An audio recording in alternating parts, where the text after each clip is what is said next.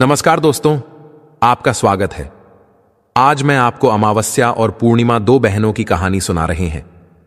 मित्रों, किसी समृद्ध राज्य में राजा धर्मपाल और रानी लीलावती राज करते थे। उनके दो पुत्र, जिनके नाम वीरेंद्र और शौर्य थे, तथा उनकी दो पुत्रियां थीं। एक बेटी का नाम अमावस्या था और दूसरी का नाम पूर्णिमा। पूर्णिमा, जिसका मुख चंद्रमा जैसा दिव्य था, वह सुबह से संध्या तक मंदिर में भगवान शिव की आराधना करती, गरीबों को भोजन देती, तुलसी को जल चढ़ाती, अपने माता पिता की सेवा करती थी। पूर्णिमा बहुत ही धार्मिक प्रवृत्ति की थी। वह हमेशा पूजा पाठ किया करती, गरीबों की सेवा करती और घर का सारा और सभी प्रकार का काम भी करती थी।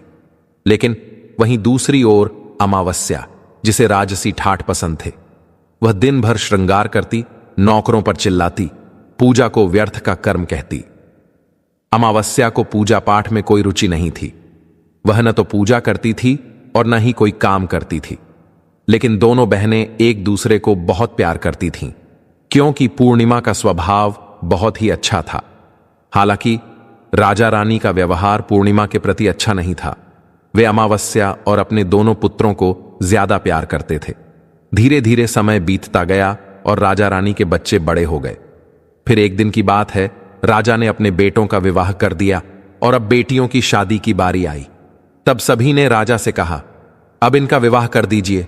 तब राजा ने कहा, हां, विवाह तो करना ही है। तब रानी ने राजा से कहा, महाराज, पूर्णिमा तो साधारण ब्राह्मण के योग्य है। इसे किसी गरीब के घर ब्याह दो। और हां, भूल से पूर्णिमा का विवाह किसी बड़े घर में मत करना, क्योंकि इसे तो भजन कीर्तन, पूजा पाठ और कहानियां सुनना पसंद है। अगर यह बड़े घर में गई तो यह सब नहीं कर पाएगी।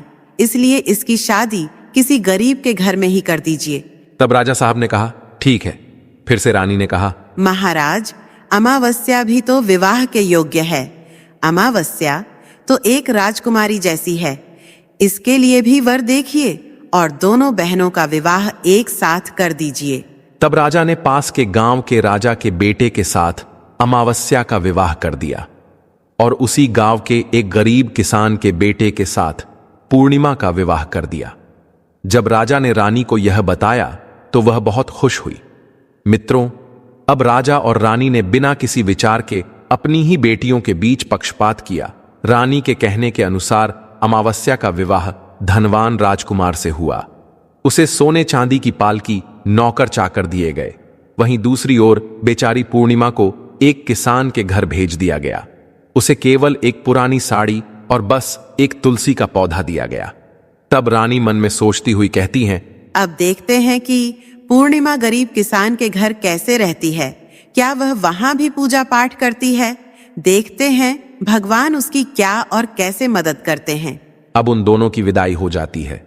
अमावस्या और पूर्णिमा अपने अपने ससुराल में चली जाती है। अमावस्या तो अब किसी महारानी की तरह अपना जीवन सुखपूर्वक और ऐशों आराम के साथ गुजार रही थी। वहीं पूर्णिमा भी अपने भाग्य और भगवान के भरोसे पर खुशहाल जीवन व्यतीत कर रही थी। अमावस्या का पति, जो एक राजकुमार था, वह भी बड़ा घमंडी था, किंतु पूर्णिमा का पति शांत और सुशील स्वभाव का था। अब कुछ दिनों का समय इसी तरह से गुजर जाता है और फिर एक दिन की बात है, अमावस्या ने अपने घर पर शिव चालीसा का आयोजन किया और इस आयोजन में उसने गांव की सारी महिलाओं को आमंत्रित किया। सारी अड़ोस पड़ोस की औरतों को भी बुलाया, लेकिन अपनी बहन पूर्णिमा को उसने जानबूझकर नहीं बुलाया, क्योंकि उस गरीब बहन को अपने घर में बुलाना पसंद नहीं था। उसे बुलाना मतलब अपने सम्मान में कमी नजर आ रही थी। तब वहीं पूर्णिमा अपने दरवाजे पर बैठी थी तो गांव की औरतों ने कहा, अरे पूर्णिमा बहन, तुम्हारी बहन के घर शिव चालीसा का पाठ है, तुम नहीं जाओगी? तब पूर्णिमा ने कहा, नहीं, मैं नहीं जा रही, क्योंकि मेरी बहन ने मुझे नहीं बुलाया है। तब गांव की औरतों ने कहा, नहीं बुलाया तो क्या हुआ, पूजा पाठ है, तुम चलो हमारे साथ। वैसे भी वह तो तुम्हारी बहन है, उसने सोचा होगा कि बहन तो आ ही जाएगी, उसे निमंत्रण की क्या आवश्यकता है। तब गांव की औरतों की बात मानकर पूर्णिमा शिव चालीसा में चली गई। जब अमावस्या ने पूर्णिमा को देखा तो वह गुस्से से बोली, अरे, जब मैंने तुम्हें नहीं बुलाया तो तुम मेरे घर क्यों आ गई? अब जब आ ही गई हो तो चुपचाप एक जगह बैठी रहना। इधर उधर मत घूमना। तूने तो आज मेरी इज्जत ही मिट्टी मिला दी है। जरा देखो अपने आप को, कैसे वस्त्र पहने हैं तुमने। जाओ उधर कोने में बैठो। और फिर उसने पूर्णिमा की गरीबी का बहुत मजाक भी उड़ाया।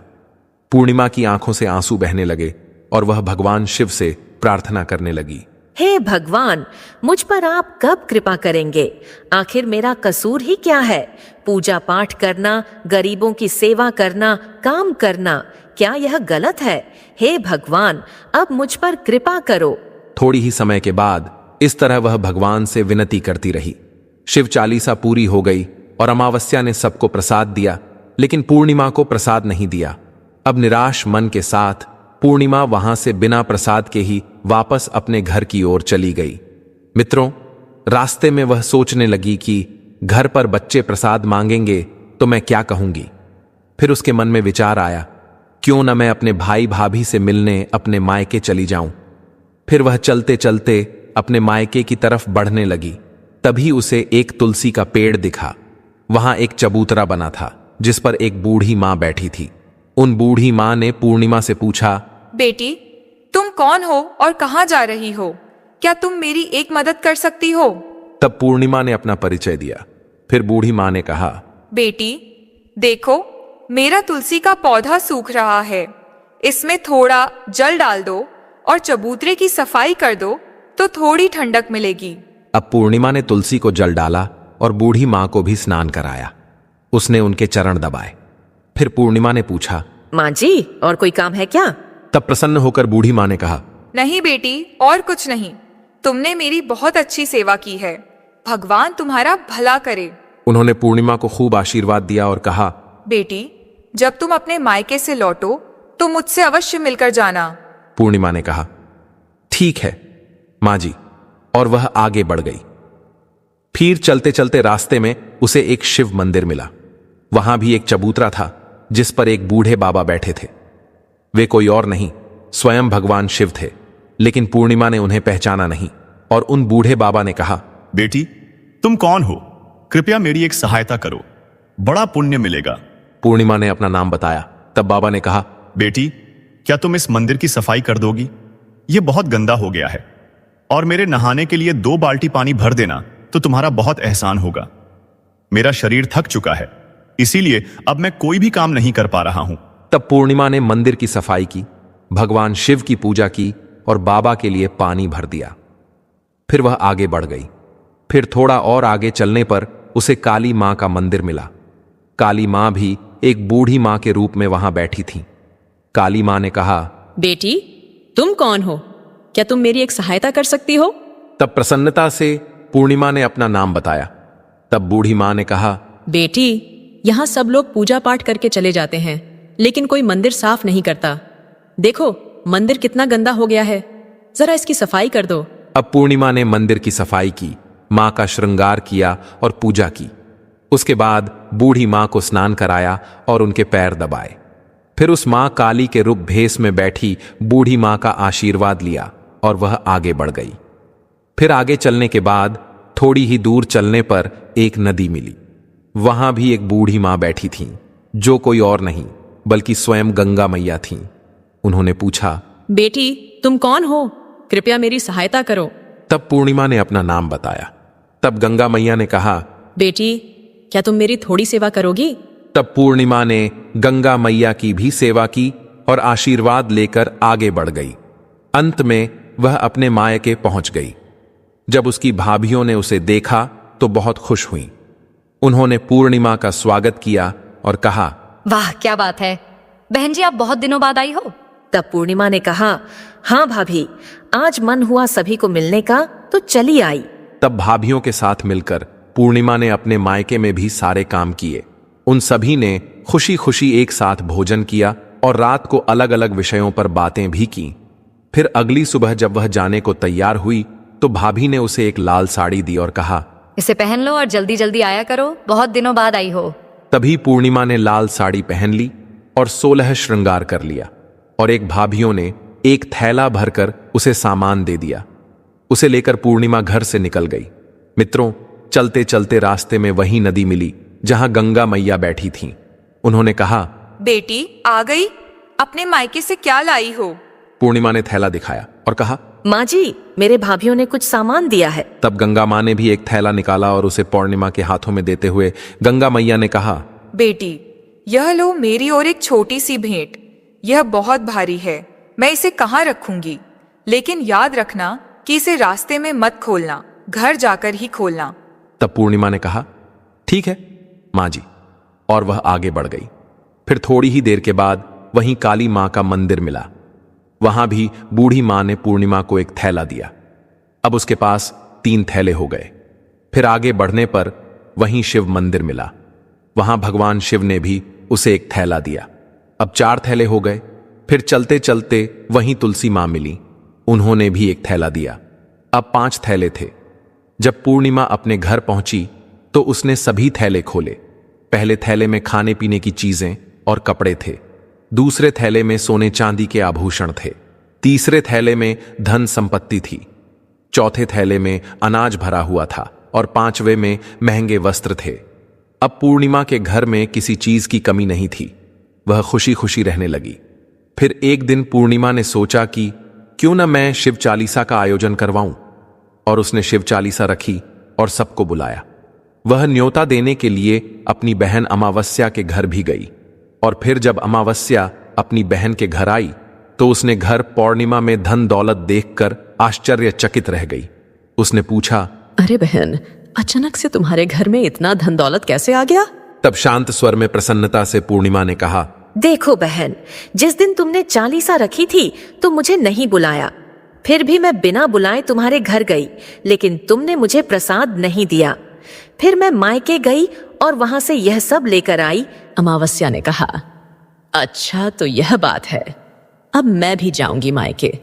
तुम भी मुझे डांटना और प्रसाद भी मत देना। तब पूर्णिमा ने कहा, अरे बहन, यह तो भगवान का प्रसाद है, मैं तो सबको दूंगी। लेकिन अमावस्या ने प्रसाद नहीं लिया और अपने घर जाकर बच्चों से कहकर मायके चली गई। अब चलते चलते रास्ते में वहीं तुलसी माँ मिली। जब उन्होंने अमावस्या को कहा, बेटी, यह चबूतरा साफ कर दो और तुलसी में पानी डाल दो। कृपया मेरी मदद करो। तब क्रोध में आकर अमावस्या ने कहा, ये बुढ़िया, मैंने इतनी महंगी साड़ी पहन रखी है, ये गंदी हो जाएगी। मैं कुछ नहीं करूंगी। फिर आगे चलकर भगवान शिव मिले तो उनसे भी उसने ऐसा ही कहा। काली माँ और गंगा मैया से भी उसने यही कहा। उसका अभद्र व्यवहार देखकर सभी देवी देवता रुष्ट हो गए। अब जब वह मायके पहुंची तो भाभियों ने उसे देखकर कहा, अरे महारानी, यह कहाँ से आ गई? इसे तो कुछ काम भी नहीं आता। बस आ गई अपना मुंह उठाकर मुफ्त में भोजन खाने के लिए। बिन बुलाए ही आती है। इसे कोई शर्म भी नहीं है। और तभी रात्रि में अमावस्या खाना खाकर सो गई। सुबह होने पर वह बोली, भाभी, मैं जा रही हूं। भाभी ने कहा, ठीक है, जाओ महारानी जी। तब अमावस्या ने कहा, भाभी, पूर्णिमा को तो आपने थैला दिया, मुझे कुछ नहीं दिया। भाभी ने कहा, जो तुम्हारे घर थैला पहुंच जाएगा। तब अमावस्या चल दी। रास्ते में गंगा मैया, काली माँ, भगवान शिव और तुलसी माँ सभी ने उसे थैले दिए। लेकिन जब वह घर पहुंची और थैले खोले तो एक में मिट्टी, दूसरे में पत्थर और तीसरे में सांप बिच्छू निकले। अमावस्या ने अपना सिर पीट लिया और कहा, हे भगवान, मुझे मायके में भी कुछ नहीं मिला और यहाँ भी कुछ नहीं मिला। फिर वह दौड़कर पूर्णिमा के पास गई और बोली, तुझे इतना सब कुछ मिला, मुझे कुछ भी नहीं। तब पूर्णिमा ने कहा, मैं मायके जाती हूं तो भाभियों का काम करती हूं। तुमने तो कभी भाभियों की मदद नहीं की। तुमने गंगा मैया, शिवजी, काली माँ और तुलसी माँ सभी को ठुकरा दिया। इसलिए भगवान ने तुम्हें कुछ नहीं दिया और उनका अपमान किया। तब अमावस्या ने कहा, बहन, मुझे माफ कर दो। मैंने सदा ही तुम पर अत्याचार किया। अब मैं भी भक्ति करूंगी। तब पूर्णिमा ने कहा, बहन, 3 सूत्र याद रखना। सदैव दूसरों पर दया करना, हमेशा और प्रतिदिन चालीसा पढ़ना।